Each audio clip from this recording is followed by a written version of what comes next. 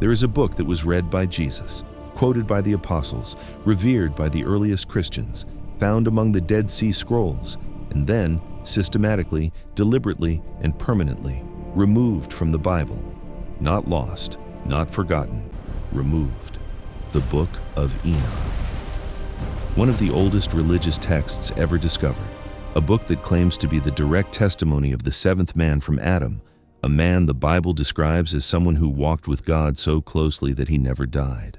A man who was taken directly into the presence of God before the flood and shown things that no human being was ever supposed to see. And what Enoch saw, what he recorded, was apparently so dangerous, so destabilizing to the institutional church that it was buried for over 1,000 years. Today we are going to open it. Before we go any further, let me tell you exactly what kind of video this is and what it is not. This is not an attack on Christianity. This is not an attempt to undermine the Bible. This is a historical and textual investigation into one of the most significant documents ever discovered. A document that the early church took completely seriously, that the New Testament authors quoted from directly, and that the institutional church decided, at a specific moment in history, for specific reasons, to exclude from the canon. The question we are asking today is simple. Why? Why was the Book of Enoch removed? What does it contain that made it dangerous? And what does the fact that it was removed tell us about the history of the Bible itself? The answers are extraordinary.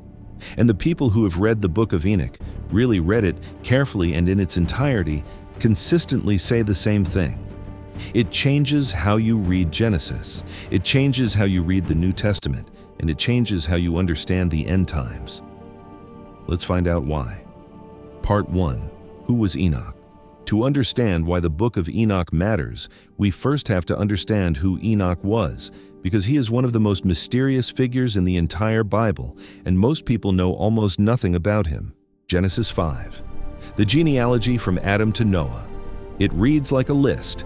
Adam lived 930 years and died. Seth lived 912 years and died. Enosh lived 905 years and died. And so it continues. A rhythm of lives and deaths across 10 generations. Every single person in that list lived and then died, except one. Verse 24. Enoch walked faithfully with God. Then he was no more because God took him away. No death, no burial, no ending. The text simply says, God took him. In a genealogy defined by death, one man simply disappears into the presence of God while still alive. And the Bible offers no further explanation. The New Testament adds two pieces of information. Hebrews 11:5 says that Enoch was taken from this life so that he did not experience death, and that before he was taken, he was commended as one who pleased God. And Jude, in one of the most remarkable verses in the New Testament, quotes Enoch directly, Jude 1:14. Enoch, the seventh from Adam, prophesied about these things. Jude doesn't say Enoch might have prophesied. He doesn't say tradition claims Enoch prophesied. He states it as historical fact, and then quotes from the Book of Enoch almost word for word.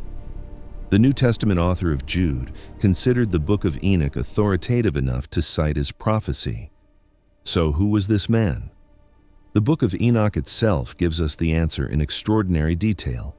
According to its opening chapters, Enoch was shown a vision of heaven, of the divine council, of events both past and future, and was commanded to write down everything he saw. Not for his own generation, the text says, but for a distant generation, for a generation far in the future that would need this knowledge at a specific moment in history. Think about that for a moment. A man who lived before the flood, writing a document specifically for people living thousands of years after him, addressed to readers who would recognize the urgency of its contents when the time was right. Part 2. What the Book of Enoch actually contains.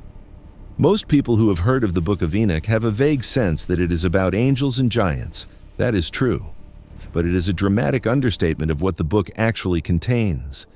The Book of Enoch is divided into 5 major sections. Each one covers a different category of revelation that Enoch received. and together they form one of the most comprehensive accounts of the supernatural structure of reality ever written. The first and most famous section is called the Book of the Watchers, and this is where the Book of Enoch directly expands on those 4 mysterious verses in Genesis 6. Remember Genesis 6, 1-4, the sons of God, the daughters of men, the Nephilim. 4 verses that raise more questions than they answer. The Book of Enoch answers them in exhaustive detail. It names the leaders of the Watchers, the supernatural beings who cross the boundary between the divine and the human. It gives the number of them as 200. It records the name of their leader, Semyaza, and it describes what they did in precise detail, not just the physical crossing of the boundary, but the knowledge they brought with them. The things they taught humanity that humanity was never supposed to know. Metallurgy, the forging of weapons and swords and shields, the knowledge of sorcery and enchantments, astrology, the reading of celestial signs, cosmetics and adornment, the cutting of roots and herbs for medicine and for poison. Things that accelerated human civilization in directions God had not authorized. Things that gave humanity power it was not ready to handle. And the offspring of the Watchers and the human women, the Nephilim, are described in the Book of Enoch as beings of enormous size and consuming appetite.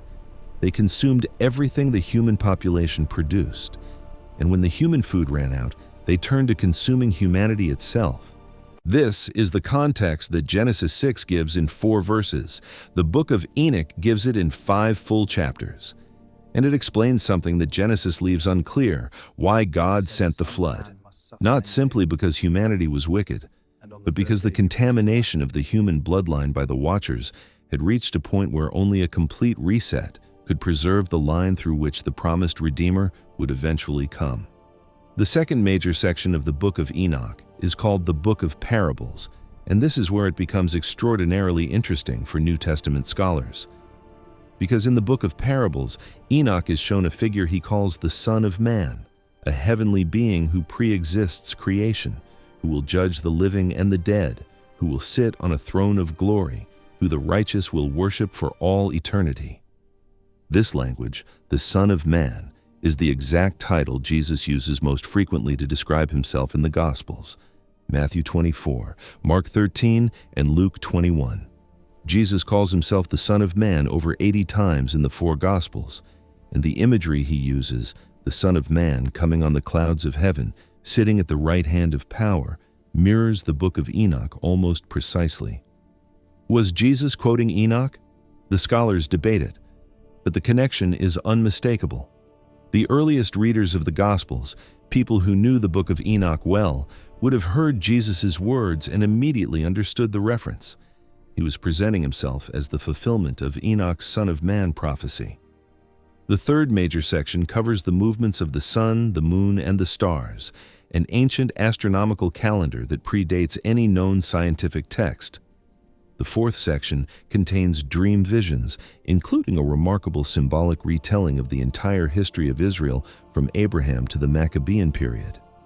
And the fifth section, the Epistle of Enoch, contains direct ethical teaching addressed to the righteous and warnings of judgment against the wicked. This is not a simple text. This is not a primitive mythology. This is a comprehensive theological and historical document that covers cosmology, angelology, eschatology, ethics, and prophecy in extraordinary depth, and it was removed from the Bible. Part 3. Why was it removed? This is the question that everything else has been building toward, and the answer requires understanding something about how the biblical canon was formed, something that most Christians were never taught. The Bible as we know it, the 66 books of the Protestant canon, the 73 books of the Catholic canon, was not handed down from heaven as a completed package. It was assembled by human beings in specific historical councils through a process of deliberation and debate that took centuries. The Old Testament canon was largely settled by Jewish scholars at the Council of Jamnia around 90 A.D. The New Testament canon took much longer. The list of 27 books we have today was first proposed by Athanasius of Alexandria in 367 A.D. and formally ratified by church councils at Hippo in 393 and Carthage in 397. 400 years after Jesus, that is how long it took to establish the New Testament canon. And in those 4 centuries, the Book of Enoch was widely read, widely quoted, and widely considered authoritative by significant portions of the early church. So why was it excluded? The scholars identify several reasons. The first is theological tension. The Book of Enoch presents a cosmology, a picture of how the supernatural world is structured, that is significantly more detailed and in some ways more complex than what the mainstream church wanted to teach. The number of specific angelic beings named, the hierarchy of the divine council, the specific mechanisms of judgment and punishment in the afterlife. These things gave ordinary believers access to a level of theological detail that the institutional church preferred to control through authorized teaching rather than direct text.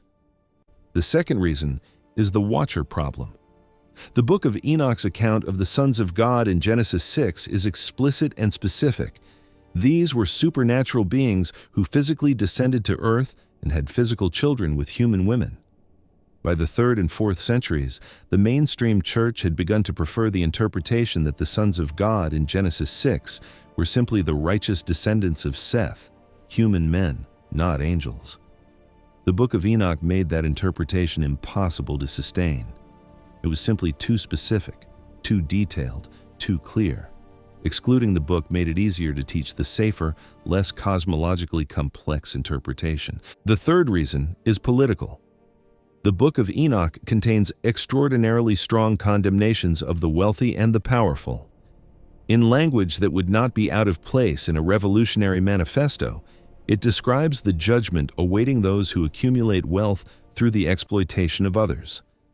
By the time the canon was being finalized, Christianity had become the official religion of the Roman Empire. The institutional church had become entangled with imperial power in ways the earliest Christians could never have imagined. Texts that condemned wealth and power as aggressively as the Book of Enoch did were inconvenient. The fourth reason is that the Ethiopian church never excluded it. While the Western church removed it and the Eastern church set it aside, the Ethiopian Orthodox Church, one of the oldest Christian churches in the world, kept the Book of Enoch in their Bible continuously for over 1,600 years. And when the Dead Sea Scrolls were discovered between 1947 and 1956, containing multiple fragments of the Book of Enoch in the original Aramaic, the Ethiopian church simply nodded. They had been right all along. Part 4. What the Dead Sea Scrolls proved. The discovery of the Dead Sea Scrolls in the caves at Qumran between 1947 and 1956 was the most significant archaeological discovery in the history of biblical scholarship. Over 900 documents were found, some of them among the oldest known manuscripts of any biblical text. And among those 900 documents, 11 separate fragments of the Book of Enoch were found. 11. In multiple manuscripts, in the original Aramaic, dating to between 200 BC and 100 AD. This is what those fragments proved. First, the Book of Enoch was not a medieval forgery. It was genuinely ancient. It predated the time of Jesus by at least 2 centuries. Second, it was considered important enough to be preserved in multiple copies at Qumran, alongside the most sacred texts of the Jewish community there. Third, the Aramaic text found at Qumran matched the Ethiopic text that had been preserved by the Ethiopian Church for 16 centuries. The book had been faithfully preserved across 1,600 years of continuous transmission. What the Ethiopian Church had been reading was authentic. The removal of the Book of Enoch from the biblical canon was not a correction of an error.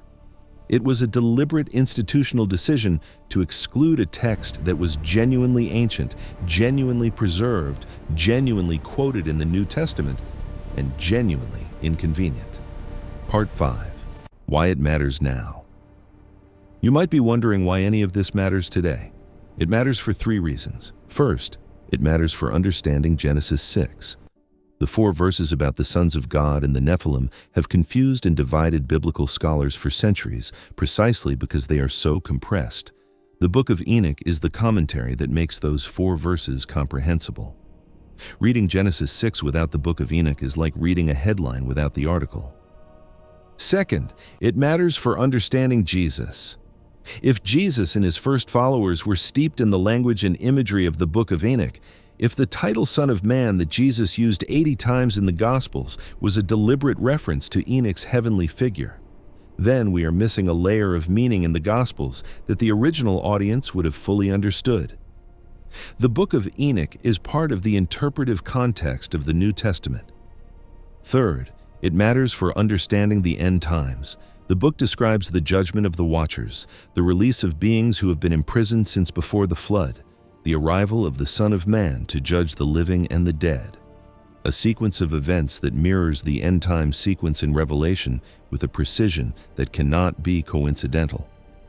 And remember what the opening of the book says: this was not written for Enoch's generation.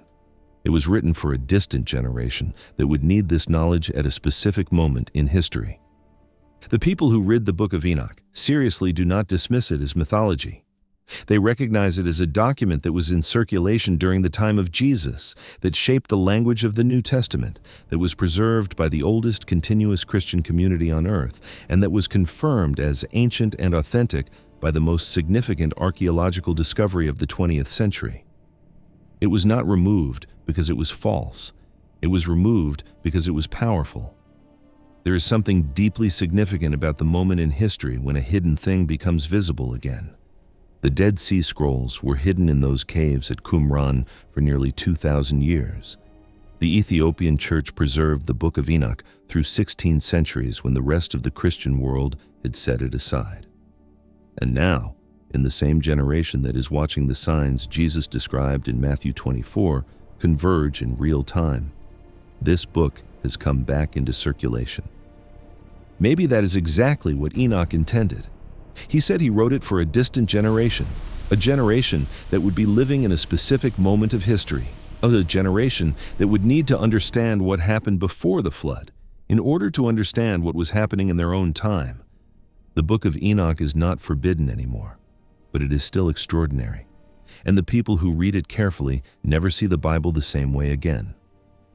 If this opens something in you, if you want to keep going deeper into what the Bible actually contains that most people were never shown, there is more here every week. Subscribe and stay close. We are just getting started.